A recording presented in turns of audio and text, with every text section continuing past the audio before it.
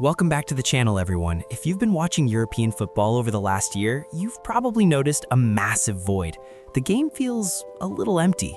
Some of the absolute biggest names in the sport, the guys who completely dominated the headlines in the Champions League just a year or two ago, have essentially vanished from the absolute top level. Today, Leo and I are putting three specific superstars on trial. We are going to look at why they fell off, whether they are finished, or if they are just victims of bad luck. But before we begin, make sure you stick around until the very end of this video. For our final topic, we are going to debate the most frustrating, magical, and controversial Brazilian to ever touch a football. You already know who he is, and trust me, you are not going to want to miss that argument. I completely agree with you on the premise, Alex. Football feels a little robotic right now, and we are desperately missing the pure box office entertainment that these three players provided. We are living in an era of strict systems and high-pressing machines, and it feels like the individuals who could win a game completely on their own are fading away. Let's get right into block one. We are starting with a player whose fall from grace has been absolutely mind-boggling, Victor Osimhen. Just 2 years ago, he was the king of Naples. He scored 26 league goals, won the Scudetto, and was universally praised as a €150 million striker. Fast forward to today, and he is playing on loan at Galatasaray in Turkey. I'll take the lead on this one, Leo, and I'll just say what everyone is secretly thinking. Victor Osimhen is looking like the definition of a one-season wonder. Look at the facts objectively. Elite strikers, the Haalands, the Harry Kanes, the Mbappes, score no matter what chaos is happening around them. But Osimhen let his ego and the off-pitch drama completely ruin his momentum. Instead of focusing on his football, we saw constant fighting with the Napoli hierarchy, the bizarre TikTok controversy with his own club, and public social media rants directed at his own managers. When his mentality dropped, his actual footballing ability was exposed. Without perfect service, his first touch looks incredibly heavy, and his link-up play is non-existent. No top European club, not Chelsea, not Arsenal, not PSG, was willing to pay his ridiculous release clause or deal with the circus that his agent created. He relied purely on pace and power, and when the going got tough, he completely lost his edge. Now he's out of the top 5 leagues entirely. Calling him a one-season wonder is an absolute disgrace, Alex, and you are completely ignoring the context of what happened at Naples. After Luciano Spalletti left, that club completely and utterly imploded. They had 3 different managers in a single season: Rudi Garcia, Mazzari, and Calzona. The entire midfield structure collapsed, and Kvaratskhelia dropped massively in form. You cannot blame Osimhen for an incompetent owner like Aurelio De Laurentiis fumbling the transfer window. Osimhen is the most terrifying physical striker in world football. You drop him into Arsenal's team or Chelsea's team right now, and they instantly become favorites to win the Premier League. The sheer violence and aggression he brings to a penalty box cannot be taught.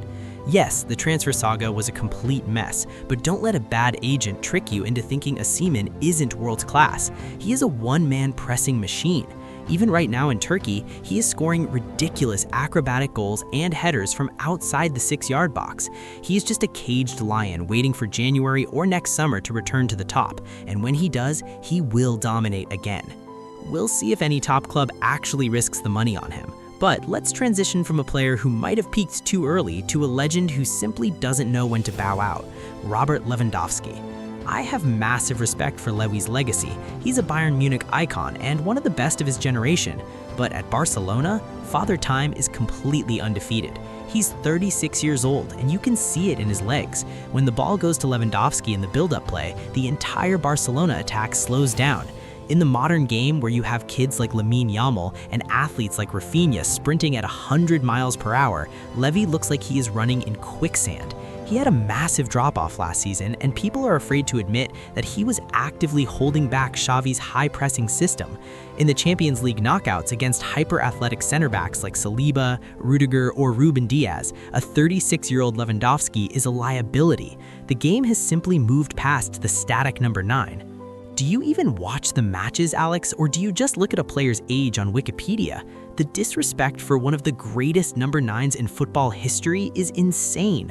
Let's talk facts. Lewandowski won the Pichichi, the top scorer award in Spain, in his very first season. He literally dragged Barcelona to a La Liga title. And as for last season's drop-off, look at the midfield behind him. Pedri was constantly injured, Gavi tore his ACL, and Xavi was forced to play Andreas Christensen, a center back, as a central midfielder. You cannot blame a pure poacher for looking isolated when your midfield is completely destroyed. Lewandowski is not a winger. You do not ask a sniper to do hand-to-hand combat in the midfield. You give him the ball in the penalty box. And guess what? Now that Hansi Flick is the manager at Barcelona, putting a proper, direct German-style attacking system around him, Levy is scoring for fun again. Form is temporary, but elite attacking positioning and world-class finishing are permanent. He is still a top 5 striker on the planet. I'll give him credit for his history, but history only remembers longevity. And speaking of history, we have reached the climax of the video, Neymar da Silva Santos Jr. I'm going to take the floor first on this one, Leo, because this is the biggest waste of generational talent in the history of the sport. Neymar had the absolute world at his feet, but what did he do? He left a guaranteed Champions League winning dynasty at Barcelona with Messi and Suarez because his massive ego couldn't handle being in Messi's shadow. He went to PSG purely to win the Ballon d'Or, and he failed miserably. He spent half his time in Paris injured, flying back to Brazil to party for his sister's birthday, and staying up until 4 a.m. playing online poker. He lacked the sheer relentless discipline of Cristiano Ronaldo. If Neymar had even 10% of Ronaldo's work ethic, we would be debating him as the greatest player of all time. Instead, he completely gave up on competitive football at age 31. He took Saudi Arabia's money, immediately tore his ACL, and practically retired. He chose to prioritize his brand, his lifestyle, and his bank account over his footballing legacy. He'll be remembered as the prince who never became king.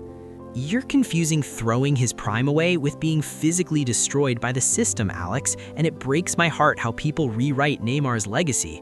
At his absolute peak, from 2014 to 2018, Neymar was unquestionably the third best player on the planet, and frankly, on his best nights, he was better than both Messi and Ronaldo. Did you forget the 6-1 remontada against PSG?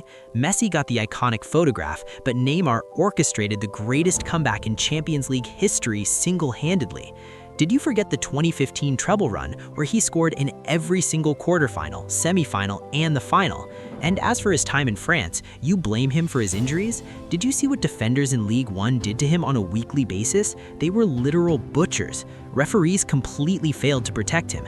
He didn't get horrific ankle injuries from partying, he got his bones snapped by tackles that belonged in the NFL. Football is not an Excel sheet of appearances and expected goals. It's about magic. Look at the robotic, incredibly boring football we watch today under Pep Guardiola's influence. We are desperate for a player to just grab the ball, smile, and humiliate 3 defenders. Neymar brought pure joy to the sport. He was the last true heir to Ronaldinho. The Saudi move is tragic, yes, but do not sit there and pretend he wasn't an absolute god on the pitch. World football misses Neymar's magic more than anyone else's.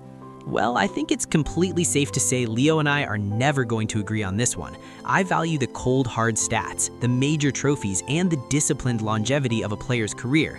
Leo clearly values the stepovers, the emotions, and the highlight reels.